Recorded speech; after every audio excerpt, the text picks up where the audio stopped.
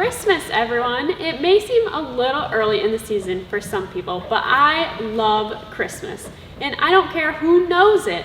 Lucky for me, that's what we're all talking about all month long here at Edge Kids. I love the lights, I love the presents, and the music. It's Christmas! What's not to love? And the best part of it all is the reason we celebrate Christmas in the first place. Christmas means celebrating Jesus, God's greatest gift.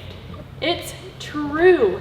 When it comes down to it, Christmas is about one simple thing, celebrating Jesus. So with that, everyone on your feet, because it's time for us to celebrate by singing and worshiping God.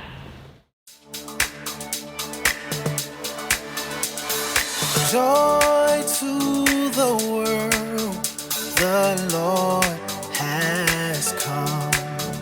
Let earth receive her King.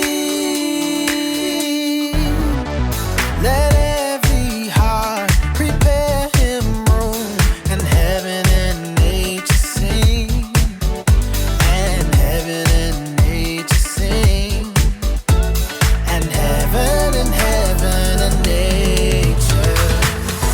Glory to the King, he is everything. Our hearts will rejoice and sing. Glory to the King, let the praises ring. Our hearts will rejoice and sing. Joy to the world.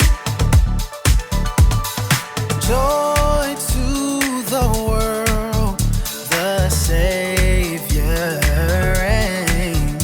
Let men their songs employ,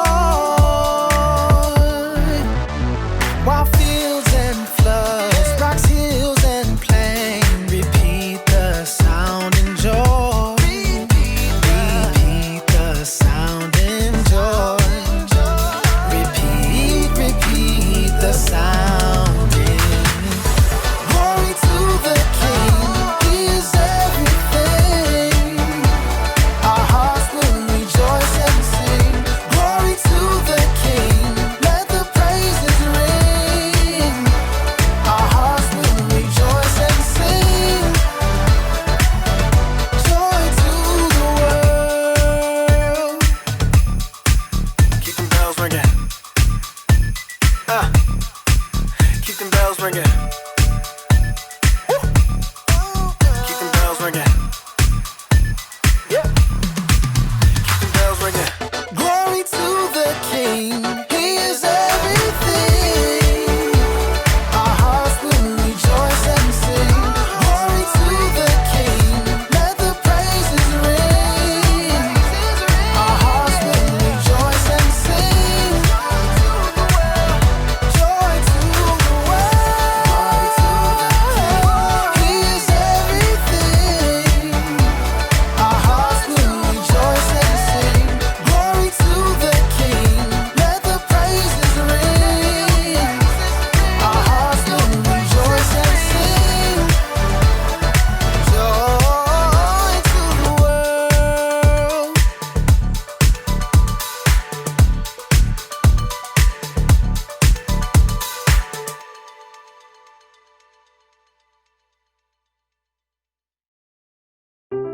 The Bible.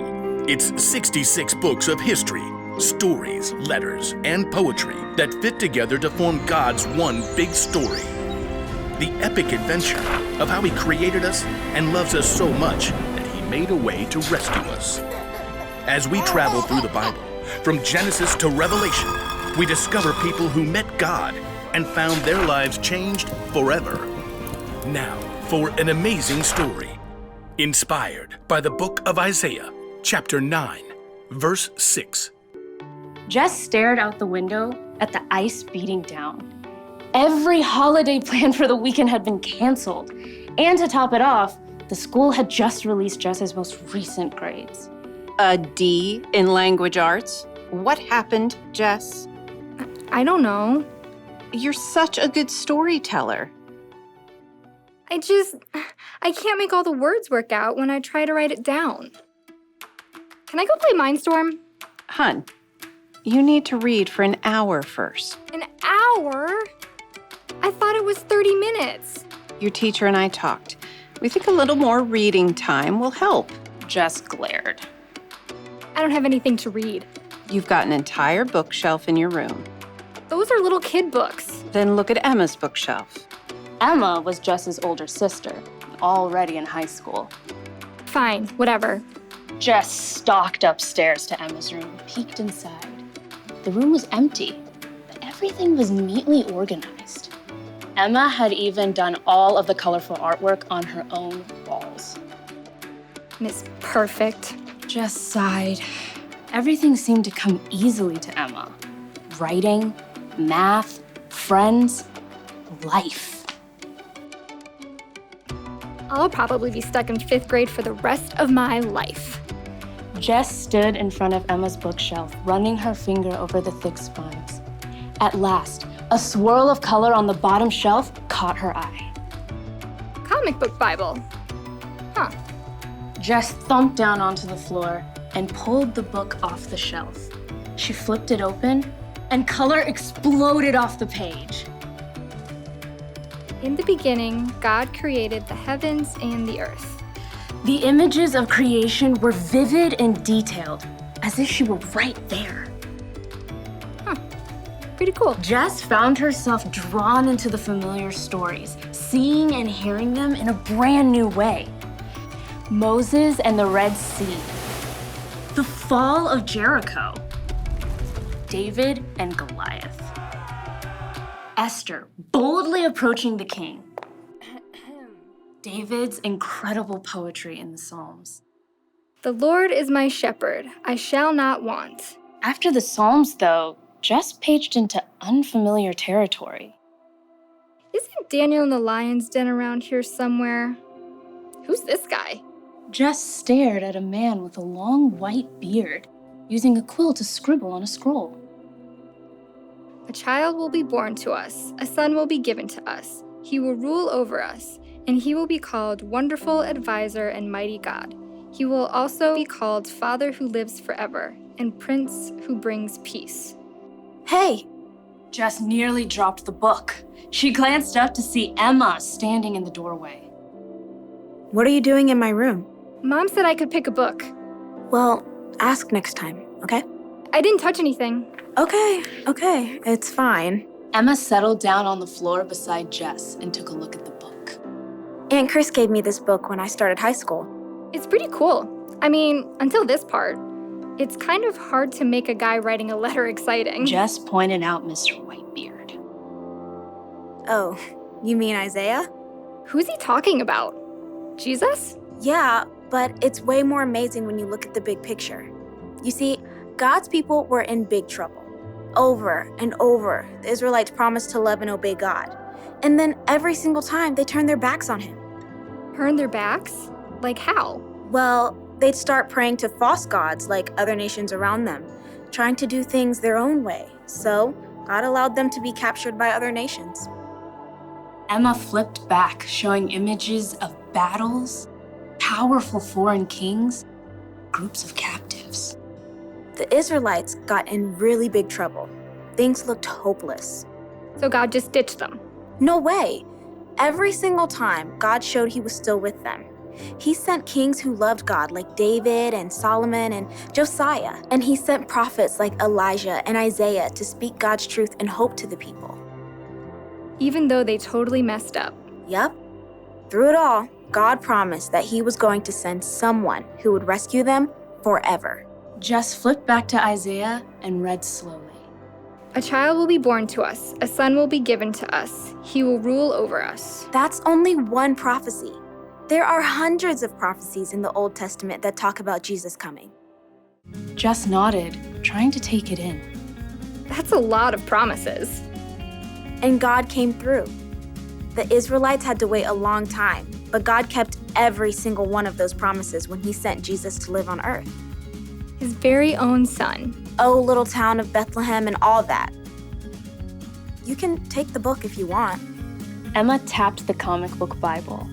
Jess smiled. Does God promise that I'll get a better grade in language arts?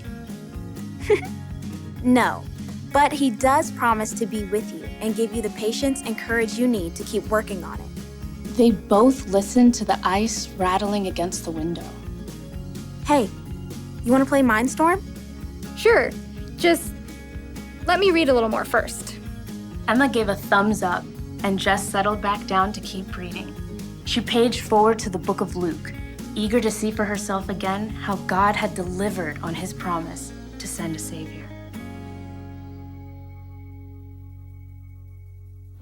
Good morning, Edge Kids. I hope you guys had a great Thanksgiving, and now we get to start a new month by talking about, do you have a guess?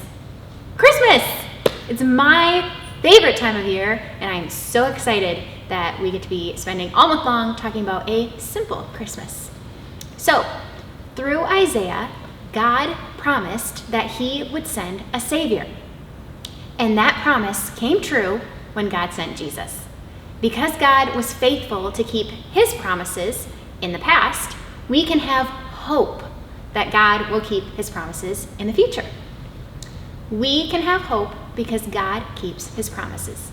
Can you say that with me? We can have hope because God keeps His promises. This year, a lot of things have probably looked different for you, and a lot of things are different and from what you expect for you and your family. Christmas might look different too. Holidays are going to look different. But the real meaning of Christmas never changes, and it's something to celebrate no matter what. Remember how God keeps His promises. Remember what Jesus did for you. Remember that God's promises always stick, and you can have hope in any situation. Our memory verse this month is Luke 2:11. It reminds us how God kept His promises when He sent Jesus. Today, in the town of David, a Savior has been born to you. He is the Messiah, the Lord. So as you head into next week, I want to challenge you to talk to some more people, either your friends, your parents, your siblings, anybody, about the hope that we have in Jesus.